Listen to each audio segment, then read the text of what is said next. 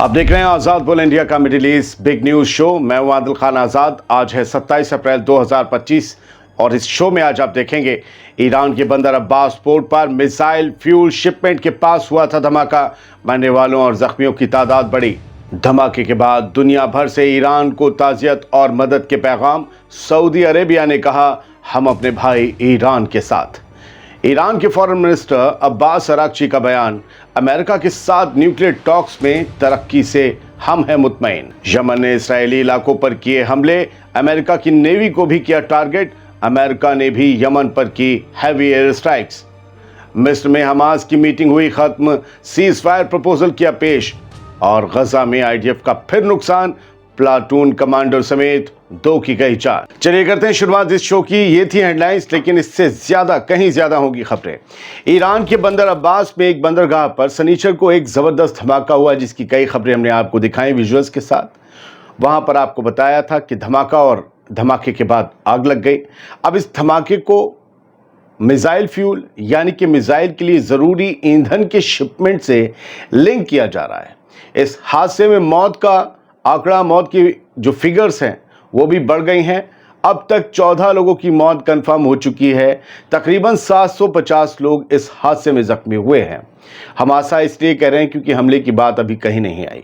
शाहिद राजाई बंदरगाह पर हुए इस धमाके के बाद घंटों तक हेलीकॉप्टर्स आसमान से पानी गिराते रहे ताकि भड़कती हुई आग पर काबू पाया जा सके। हमने कल रात भी वहाँ के विजुअल्स देखे, बहुत बुरी तरीके से आग लगी हुई थी। रिपोर्ट्स ये हैं कि वो आग अब भी बुझी नहीं है।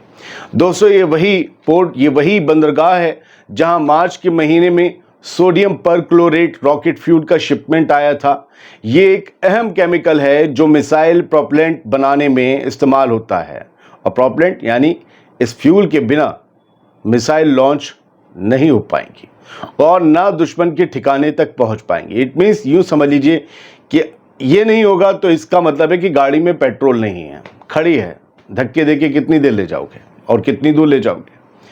दोस्तों, अगर कोई सवाल पूछे कि ईरान की ताकत क्या है, तो हर कोई और आप भी जवाब देंगे कि उसकी मिसाइल और ड्रोन पावर ही उसकी ताकत है। और उसी पावर को पावर देने वाले फ्यूल के ज़ख़ीरे में धमाका हो गया, ये हैरत में डाल देने वाली बात है। हालांकि ऐसा नहीं है कि सिर्फ यही फ्यूल था ईरान के पास और कहीं नहीं था, और जगह होगा। उसकी मिसाइलें वैसे तैयार हैं, लेकिन एक बहुत बड़ा ज़ख़ीरा था। ये धमाका उस वक्त हुआ जब ईरान और अमेरिका ओमान में न्यूक्लियर प्रोग्राम पर तीसरे राउंड की बैठक कर रहे थे। ये ख़ास है मामला। हालांकि किसी ने भी सीधे तौर पर इसको किसी अटैक से नहीं जोड़ा है, लेकिन ईरान के फॉरेन मिनिस्टर अब्बास अराक्ची, जो कि ओमान में अमेरिका के साथ बातचीत कर रहे थे, उन्होंने कुछ दिन पहले खुद ये माना था कि हमारी सिक्योरिटी सर्विसेज हाई अलर्ट पर हैं।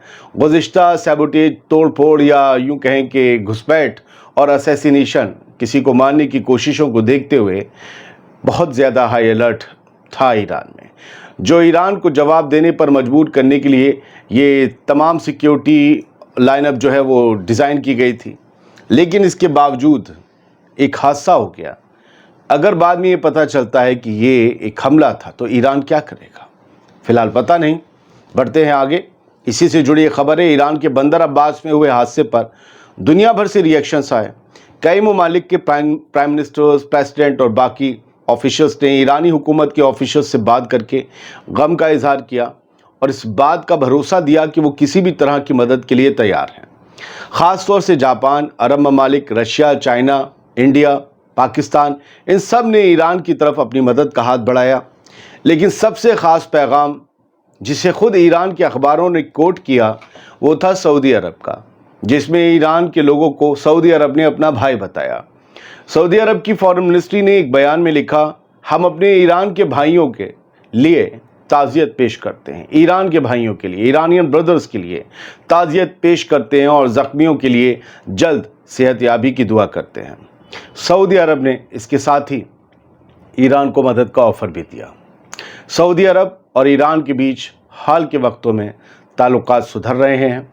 अभी आपने देखा ही होगा, हमने आपको खबर बताई, करीबन पिछले हफ्ते की बात है या इसी हफ्ते की शुरुआत की, कि जब सऊदी अरब के डिफेंस मिनिस्टर भी ईरान आए थे विज़िट पर और उन्होंने या आयतुल्लाह खामेनी ने उनसे मुलाकात की थी। ये बड़ी बात थी। बढ़ते हैं आगे। ईरान से रिलेटेड तीसरी खबर यह है कि फॉरेन मिनिस्टर अब्बास अरागची ने अमेरिका के साथ चल रही गैर रस्मी न्यूक्लियर टॉक्स में तरक्की पर अपनी तसल्ली का इजहार किया है। मस्कट यानी कि ओमान की दारुल हुकूमत में ईरान और अमेरिका के दरमियान कल तीसरे राउंड की बातचीत हुई। इसके बाद मीडिया से बात करते हुए अब्बास अरागची ने कहा कि मैं मुज़ाकरात की प्रोग्रेस यानी तरक्की और उसकी स्पीड से मुतमईन हूँ। बातचीत अच्छी चल रही है और हासिल भी उम्मीद अफजा है। उन्होंने ये भी बताया कि दोनों तरफ से एक ठोस पोजीशन और संजीदगी नज़र आ रही है। उन्होंने कहा कि ये माहौल हमें मज़ीद प्रोग्रेस का उम्मीदवार बनाता है। अरागची का कहना था कि एग्रीमेंट तक पहुंचने के लिए मज़ीद मशवरे अब भी ज़रूरी हैं। हम वो मशवरे करेंगे और कोशिश करेंगे कि अमेरिका के साथ ये डील अपने अंजाम तक पहुंचे। चलिए अब कुछ खबरें यमन, गज़ा और बाकी जगह से भी देख लेते हैं। प्रेस टीवी की खबर है कि यमनी फोर्सेस यानी यमन के जो हाउथीज़ हैं उनकी यमनी आर्म फोर्सेस YAF ने ये क्लेम किया है, दावा किया है और रिस्पॉन्सिबिलिटी ली है इस बात की कि उन्होंने इसराइल के कई ठिकानों पर या मिलिट्री ठिकानों पर, 2 ठिकानों पर ख़ास तौर से जो है हमला किया है और हमने अपना टारगेट अचीव किया है, जैसा यमन के हाउथीज़ की तरफ से हमेशा क्लेम आता है। उधर अमेरिका के वॉरशिप्स पर भी, अमेरिका की नेवी पर भी इन्होंने मिसाइल से और ड्रोन से, ख़ास तौर से रॉकेट से, ड्रोन से इससे हमला करने का दावा किया है। लेकिन बड़ी तबाही की खबर ख़ुद यमन के अंदर से ही आई और यमन के चैनल्स ने ही दी कि अमेरिका ने कल रात बहुत और आज सुबह तक ज़बरदस्त एयर स्ट्राइक्स किए हैं यमन के हाउथीज़ के कंट्रोल वाले इलाके की जो कैपिटल है सना, उस पर, और इसमें लगभग 8 लोग ज़ख्मी हुए हैं, ये अभी बताया गया है और भारी नुकसान पहुंचा है इंफ्रास्ट्रक्चर को। 8 लोग ज़ख्मी जो हैं उसमें 2 बच्चे भी हैं। जाहिर सी बात है कि ये सिविलियन एरिया को टारगेट किया गया है। हमने कुछ तस्वीरें भी देखी जिसमें यमन के आम लोग भागते हुए और खैर मनाते हुए भाग रहे थे उनके ऊपर, मतलब ये जब एयर स्ट्राइक्स हो रही थी उस वक्त के वीडियोज़ थे। बड़ा मतलब अजीब सा माहौल था। खैर बढ़ते आगे। आयरिश प्रेसिडेंट, आयरलैंड वो एक मुल्क है जो गज़ा में जो जारी जंग है उस पर नेतन्याहू की हमेशा क्लास लेता रहा है। वो इसे वॉर क्राइम बताता रहा है जो कुछ गज़ा में हुआ, और वो इसराइल की जंग के ख़िलाफ़ है। आयरिश प्रेसिडेंट यानी आयरलैंड के प्रेसिडेंट कल पोप फ्रांसिस की तदफीन में पहुँचे हुए थे वेटिकन सिटी। तो उन्होंने क्या किया, वहाँ पर भी ये कह रहा है जेरूसलम पोस्ट कि वो जनाजे पर भी बाज नहीं आए। उन्होंने वहाँ पर भी नेतन्याहू को खरी खोटी सुना दी। उन्होंने वही सब कहा कि मतलब जो है ये कहा कि ये बिल्कुल गलत नहीं है। उनका बयान था, प्रेसिडेंट हिगिंस हैं आयरिश, उन्होंने कहा ये बिल्कुल भी गलत नहीं है कि अगर एक प्राइम मिनिस्टर को क्रिटिसाइज़ किया जाए कि वो अपनी आर्मी को इस कदर मजबूत कर रहा है कि वो दूसरों को और ज़्यादा कमज़ोर कर दे जुल्म कर करके, और तमाम इंसानी जो कानून है उन सब को दरकिनार करते, तो ऐसे में अगर किसी प्राइम मिनिस्टर को क्रिटिसाइज़ किया जाता है तो वो बिल्कुल गलत नहीं। उनका इशारा बेंजामिन नेतन्याहू की तरफ था। ये सब कुछ पोप के जनाजे में यूँ कहने हो सकता है। हाँ, एक और बड़ी अलग तस्वीर आई जहाँ हमने पोप फ्रांसिस की उस दिन खबर दी थी कि उनका इंतकाल हो गया है। तब जो है वो दुनिया भर के और अरब ममालिक की तरफ से भी जो है वो कॉन्डोलेंस पेश की गई थी। तब बड़ा मैंने देखा कहीं पर कुछ चल रहा था कि ये लोग तो वही हैं और ये तो सीधा उन्हें पोप फ्रांसिस को ही सीधा वो कंडोलेंस करेंगे और ये करेंगे। लेकिन मैंने कल एक तस्वीर भी देखी, ईरान के जो मिनिस्टर थे, कल्चरल मिनिस्टर आई थिंक, वो भी पोप फ्रांसिस के फ्यूनरल में शामिल होने के लिए वेटिकन सिटी पहुँचे थे। ईरान इंटरनेशनल ने खबर दी और इसे मैंने तस्दीक किया, ये गए थे। US सिक्योरिटी, अमेरिका की वहाँ बहुत तगड़ी सिक्योरिटी प्रेजेंस थी, उस दौरान वो वहाँ नज़र आ रहे थे। अगर आप इस तस्वीर को देखें इस हेडलाइन की, तो आपको पहली कतार में डोनाल्ड ट्रंप नज़र आएंगे और आपको एक तरफ एमनुअल मैक्रोन नज़र आएंगे, फिर दूसरी, फिर तीसरी, फिर चौथी कतार में ईरान के, डोनाल्ड ट्रंप के पीछे ही लगभग चौथी कतार में ईरान के वो मिनिस्टर भी नज़र आ रहे हैं। तो ये ऐसा मौका होता है, दुख का हर कोई जो है वो ताज़ियत पेश करता है, हर कोई जो है वो जाता भी है जनाजे में। तो उन लोगों के लिए मैंने ये खबर दिखाई जो थोड़ा सा यहाँ से श्रिंक हो चुके हैं। हमास की और गज़ा की खबर ले लेते हैं। हमास का डेलीगेशन, उसने कायरो में जो बातचीत करनी थी जिसके लिए वो कल गया था डेलीगेशन, वो मीटिंग पूरी हो गई है। और हमास की डेलीगेशन ने कायरो में यानी काहिरा में जो कतर और मिस्र के मीडिएटर्स हैं ان کے سامنے نیا جو پروپوزل تھا اسے پیش کر دیا ہے. نیا پروپوزل، اس کے بارے میں ہم آپ کو کل بتا ہی چکے ہیں. 5 سال کے لیے سیز فائر کا آفر دیا ہے. حماس نے کہا ہے ایک ہی بار میں تمام ہم ہوسٹیجز رہا کر دیں گے، لیکن اس دوران پوری گارنٹی دی جائے اور کام بھی شروع ہو غزہ کی ریکنسٹرکشن کا، ایک طریقے سے غزہ کے تعمیر نو کا کام شروع ہو، اور جو قیدی ہیں فلسطینی قیدی اسرائیلی جیلوں میں رہا کیا جائے.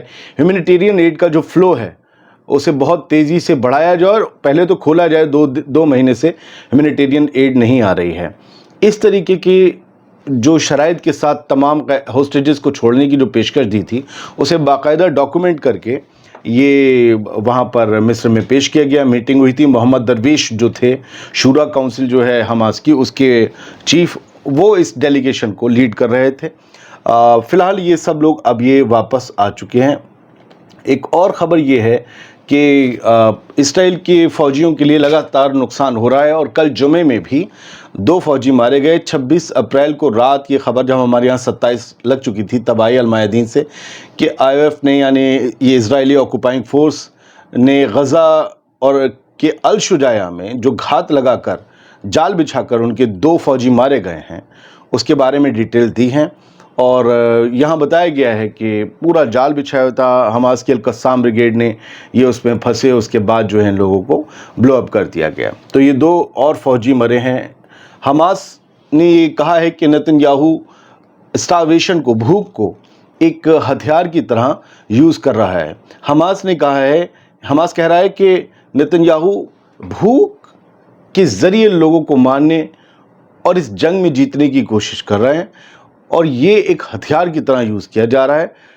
غزہ کو پوری طریقے سے بلاک کر دیا گیا ہے. لوگ پریشان ہیں. انٹرنیشنل کمیونٹی سے حماس نے ڈیمانڈ کی ہے کہ وہ اس معاملے میں مداخلت کر کے جلد سے جلد ہیومینیٹیرین ایڈ کو غزہ تک پہنچنے میں، وہاں ایکسس دینے میں اپنے رول کو، اپنے کردار کو اچھے سے نبھائے. شن بیت کا ایک سابق چیف ہے، اس نے اسرائیلی حکومت کے خلاف بغاوت کا مطالبہ کیا ہے اپنی اسرائیل کی عوام سے، لیکن بغاوت انہوں نے کہا ہے کہ نان وائلنس ہونی چاہیے، مطلب ہتھیار نہ اٹھائیں، ڈیموکریٹک طریقے سے اس حکومت کو پلٹیں. کیونکہ انہوں نے کہا ہے کہ یہ حکومت اب رکنی چاہیے جو کہ اپنے ہی لوگوں کو، اپنے ہی سٹیزنز کے اوپر جاسوسی کروا رہی ہے، نگرانی کروا رہی ہے. وہ جو حکومت کے مخالف ہیں، وہ جو اس جنگ کے مخالف ہیں، ان سب کے اوپر یہ حکومت بنجامن نیتن یاہو کی نگرانی کروا رہی ہے، ان کی جاسوسی کروا رہی ہے. اب اس حکومت کو پلٹنے کا وقت آ چکا ہے. ایمی ایلون یہ فارمر چیف ہیں اسرائیل کی انٹرنل اسپائی ایجنسی شن بیت کے. خیر، ایک اور ہیڈ لائن ہے سر، حماس پبلشز ہوسٹیج ریسکیو آپریشن. یہ ایک بڑی مشکل کا سبب نیتن یاہو کے لیے ہو سکتا ہے، کیونکہ اس ویڈیو میں حماس نے کل یہ دکھایا ہے رات پیش کر کے کہ کیسے اسرائیل کی ایئر سٹرائکس میں، IDF کی ایئر سٹرائکس میں، اسرائیلی ایئر فورس کی ایئر سٹرائکس پہ وہ ٹنلز جہاں پر ہوسٹیجز کو انہوں نے چھپا کر رکھا تھا حماس کے القسام بریگیڈ نے، وہ ٹنلز تباہ ہو گئیں. پھر اس کے بعد القسام بریگیڈ کے لڑاکے گئے اور ان ٹنل سے، اس ویڈیو میں دکھایا گیا، ہوسٹیجز کو نکالا، زمین اور مٹی کے نیچے سے دبے ہوئے تھے انہیں نکالا باہر، اور مٹی میں پورے ڈوبے ہوئے ہیں، ان کے اوپر چپٹی ہوئے. اس کے بعد ان لوگوں نے انہیں آکسیجن دی، آکسیجن ماسک لگائے اور بچانے. اس طریقے سے حماس نے دکھانے کی کوشش کی کہ ہم ہر پل یہ چاہ رہے ہیں کہ ہم ہوسٹیجز کو بچا سکیں، لیکن اسرائیل اپنے ہی ہوسٹیجز کو مار رہا ہے. تو اسرائیل نے اسے پروپیگنڈا بتایا ہے، لیکن یہ چیز بھی مانی ہے کہ ایئر سٹرائک میں وہ ٹنل تباہ ہوئی تھی، وہاں سے ریسکیو آپریشن چلایا حماس نے اور ان لوگوں کو بچایا. خیر، ایک آخری ہیڈ لائن، سوڈان میں 11 سوڈانیوں کا قتل کیا گیا. ایک ڈرون اسٹرائک کی گئی ایک ڈسپلیسمنٹ کیمپ پر. وہ لوگ جو ڈسپلیس ہو کر، جو پناہ گزین ہو کر ادھر سے ادھر مارے تتاڑے اپنے ہی گھر میں، اپنی ہی زمین پر ادھر ادھر بنجاروں کی طرح گھوم رہے تھے، جن کا کوئی گھر نہیں تھا، وہ 11 لوگ ایک ڈرون اسٹرائک میں مارے گئے ہیں. ریپڈ سپورٹ فورسز نے، یعنی RSF جو ایک باغی گٹ ہے سوڈان کا، اس نے یہ ڈرون داغ کر اس قتل و غارت کو انجام دیا ہے. بہت بہت شکریہ. سلامت رہیے، خوش رہیے.